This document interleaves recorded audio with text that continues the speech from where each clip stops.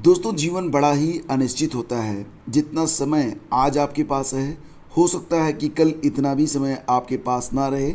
आप किसी नई समस्या में घिर जाएं या फिर आपका कोई एक ऐसा काम स्टार्ट हो जाए कि आप और अधिक बिजी हो जाएं। इसलिए जो कुछ भी समय आपको आज मिलता है उसका सही सदुपयोग करें। यहाँ पर सदुपयोग का बस एक ही अर्थ है कि आपका जो मुख्य काम है उसको पहचानें। अनावश्यक कार्यों में अपना समय जाया ना करें। सफलता आपके करीब आती चली जाएगी। नमस्कार दोस्तों, स्वागत है आप सभी का स्टडी विज्ञान प्रकाश में। आज की तारीख हो गई है 21 मई। तो आइए स्टार्ट करते हैं आज के दैनिक रोजगार समाचार। सबसे पहले बात करते हैं। देखो, अगर आपने यूपी ट्रिपल एससी पीईटी 2021 की परीक्षा में पार्टिसिपेट किया है और आपका स्कोर कार्ड जारी किया गया था, तो आप पूर्ति निरीक्षक के पदों पर 24 मई तक आवेदन कर सकते हैं। इसकी जो पहले लास्ट डेट थी वो 12 मई थी, लेकिन तमाम अभ्यर्थी इसमें आवेदन नहीं कर पाए थे, तो इसकी जो डेट है वो अब बढ़ा दी गई है और नई डेट 24 मई तक कर दी गई है। तो 24 मई तक आप इसमें आवेदन कर पाएंगे। यहाँ पर संक्षेप में मैं आपको एक जानकारी देना चाहूँगा इस पद के बारे में। देखो, ये जो परीक्षा है इसका आयोजन यूपी ट्रिपल एससी करवाएगा। इसमें आवेदन वही लोग कर पाएंगे जो लोग पीटी 2021 पास आउट हैं, यानी कि जिनके पास सर्टिफिकेट है, जिन्होंने पेट 2021 में पार्टिसिपेट किया था। तो यहाँ पर देखिए कहा गया है कि पेट के आधार पर ही मुख्य परीक्षा के लिए आपकी शॉर्ट लिस्टिंग की जाएगी। और ये भी है कि यहाँ पर आपको अभी मात्र 25 रुपये फीस देनी होगी। अगर आप मुख्य परीक्षा के लिए शॉर्ट लिस्ट होते हैं तो लेखपाल भर्ती परीक्षा की तरह फिर आपको अपनी मुख्य परीक्षा की जो फीस है उसको जमा करना होगा। और यहाँ पर आप देख सकते हैं जो विभाग का नाम है, पद नाम है, वो आप यहाँ पर देख सकते हैं। उम्र सीमा 21 से 40 वर्ष रखी गई है, लेकिन नियमानुसार 5 वर्ष तक की छूट भी है। जो लोग रिजर्व कैटेगरी के हैं या फिर अन्य श्रेणियों के अंतर्गत जिनको छूट मिलती है, तो 5 साल तक की छूट मिल सकती है। हालांकि पदों की संख्या तो काफ़ी कम है, लेकिन अगर आप किसी भी मतलब अगर आप स्नातक हैं तो आप इसमें आवेदन कर पाएंगे। किसी भी विधि द्वारा स्थापित विश्वविद्यालय से अगर आप स्नातक आपके पास उपाधि है तो आप इन पदों के सापेक्ष आवेदन कर सकते हैं। और आयु सीमा, जैसा कि मैंने आपको बताया था कि आयु सीमा 21 से 40 वर्ष होगी। नियमानुसार आपको छूट भी यहाँ पर अनुमन्य रहेगी। तो ये थी कुछ जानकारियाँ पूर्ति निरीक्षक के बारे में। अगर आपने आवेदन नहीं किया है तो आवेदन फटाफट कर दीजिए। ऑनलाइन परीक्षाओं पर निर्णय नहीं ले सका आयोग। तो 5 साल पहले यूपीपीएससी में एक बैठक हुई थी और उसमें ये निर्णय लिया गया था कि आने वाले समय में कुछ परीक्षाएं ऐसी हैं जिनके परिणाम शीघ्र ही जारी किए जाने होंगे, तो उन परीक्षाओं के सापेक्ष ऑनलाइन परीक्षा आयोजित की जाएगी। लेकिन लगभग 5 साल का समय बीत चुका है और यूपीपीएससी अभी तक किसी भी निर्णय पर नहीं पहुंचा है। 21 जुलाई 2017 को तत्कालीन मुख्य सचिव की अध्यक्षता में बैठक हुई थी और निर्देश जारी किए गए थे कि अगले 12 महीने में, यानी कि 1 साल में ऑनलाइन परीक्षाओं पर निर्णय यूपीपीएससी ले लेगा। लेकिन लगभग 5 साल बीत चुके हैं और अभी भी इस प्रकार की कोई व्यवस्था यूपीपीएससी में लागू नहीं हो पाई है। तो इस पर भी अभ्यर्थी जो हैं वो कह रहे हैं कि यूपीपीएससी को ऑनलाइन परीक्षाओं पर भी फोकस करना चाहिए। और टीटी प्रमाण पत्र देने पर रोक के खिलाफ याचिका, जैसा कि आप सभी लोग जानते हैं कि इस समय इलाहाबाद हाई कोर्ट के द्वारा उत्तर प्रदेश में जितने भी बीएड डिग्री होल्डर हैं उनके लिए प्राइमरी का टीटी का सर्टिफिकेट जारी करने पर अगले आदेश तक रोक लगा दी गई है। अगली सुनवाई अभी जुलाई महीने में होगी, जुलाई की 14 तारीख को। तब तक ये जो स्टे है वो लगा रहेगा। लेकिन टीटी प्रमाण पत्र देने पर रोक के खिलाफ भी एक याचिका इलाहाबाद हाई कोर्ट में अब लग गई है।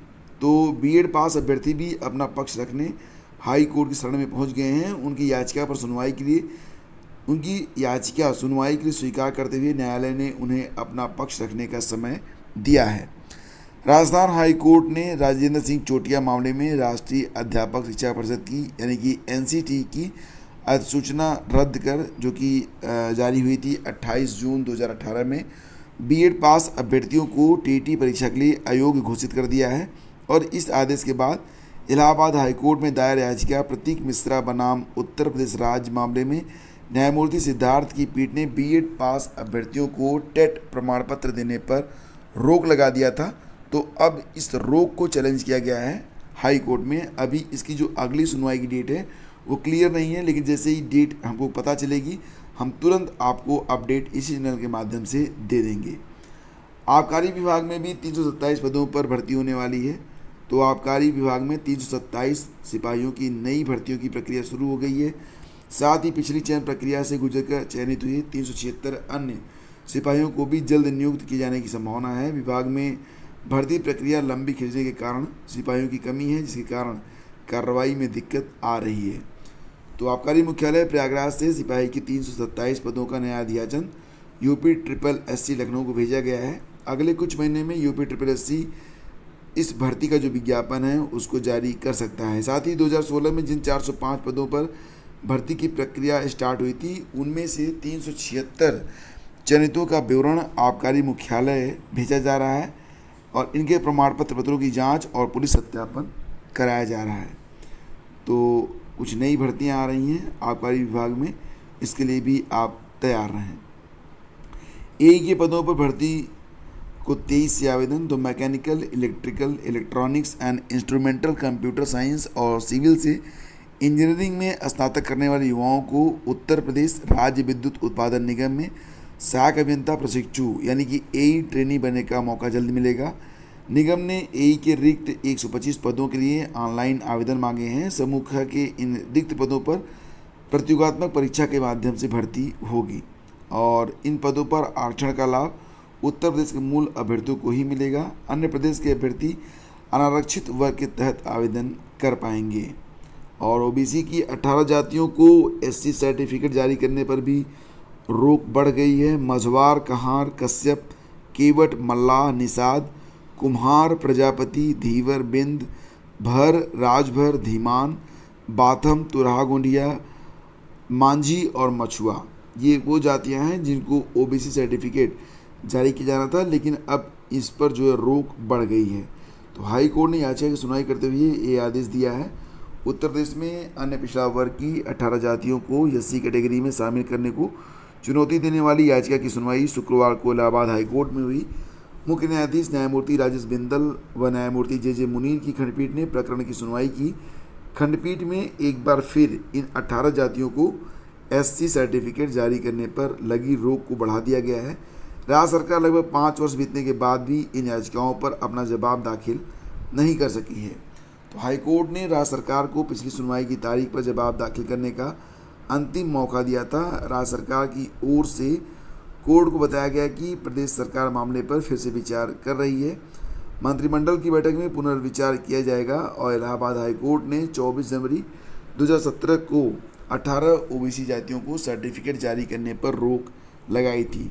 डॉक्टर भीमराव अंबेडकर ग्रंथालय व जन कल्याण समिति गोरखपुर के अध्यक्ष की ओर से दाखिल जनहित याचिका पर यह आदेश पारित किया गया था और ओबीसी की 18 जातियों को एससी में शामिल करने का नोटिफिकेशन 22 दिसंबर 2016 को अखिलेश सिंह यादव सरकार में जारी हुआ था। फिर 24 जून 2019 को भी योगी आदित्यनाथ सरकार में नोटिफिकेशन जारी हुआ था। हाई कोर्ट ने इस नोटिफिकेशन पर रोक लगाई है। याचिकाकर्ता की दलील है कि ओबीसी जातियों को एससी कैटेगरी में शामिल करने का अधिकार केवल भारत की संसद को है। तो फ्रेंड्स, ये थी आज की पूरी अपडेट। और देखिए फ्रेंड्स, अगर आप खबरी चैनल को यूज करते हैं तो आप खबरी पर जाकर कुछ नई अपडेट्स जैसे कि इतिहास के प्रश्न, करंट अफेयर और लेखपाल भर्ती की तैयारी आज से संबंधित जो लेक्चर हैं उनको भी ऑडियो फॉर्मेट में सुन सकते हैं। और कल मैंने 150 प्रश्नों की एक सीरीज खबरी पर अपलोड करी है। अगर आपने खबरी इंस्टॉल किया है तो खबरी भी एक ऐप है जो कि प्ले स्टोर में आपको मिल जाता है, वहाँ पर से आप इसको डाउनलोड कर सकते हैं। इसके बाद मोबाइल नंबर डालकर अपना नाम डालकर रजिस्ट्रेशन कर सकते हैं और उसमें सर्च कीजिएगा @स्टडी विद ज्ञान प्रकाश, फिर आपको ये चैनल मिल जाएगा और यहाँ पर आप अपनी तैयारी ऑडिएबल तरीके से कर सकते हैं, यानी कि यहाँ पर आपको लेक्चर सुनने को मिलता है। CHSL Tier 1 परीक्षा ये 24 तारीख से शुरू हो रही है, कुल 17 शहरों में होगी। तो कर्मचारी चयन आयोग की combined higher secondary level CHSL 2021 की Tier 1 परीक्षा 24 मई से 10 जून तक मध्य क्षेत्र के 86 केंद्रों पर कराई जाएगी। तो ये जानकारी निकल के सामने आ रही है। अभ्यर्थियों का स्टेटस वेबसाइट www.ssc-cr.org पर उपलब्ध है। अभ्यर्थी वहाँ पर ये देख पाएंगे कि उनकी परीक्षा किस शहर, किस तारीख और किस शिफ्ट में होगी। तो फ्रेंड्स, ये थी आज की पूरी अपडेट। अगर सेशन आपको अच्छा लगा है तो प्लीज़ आप इसे लाइक और शेयर जरूर कीजिएगा। Thank you so much.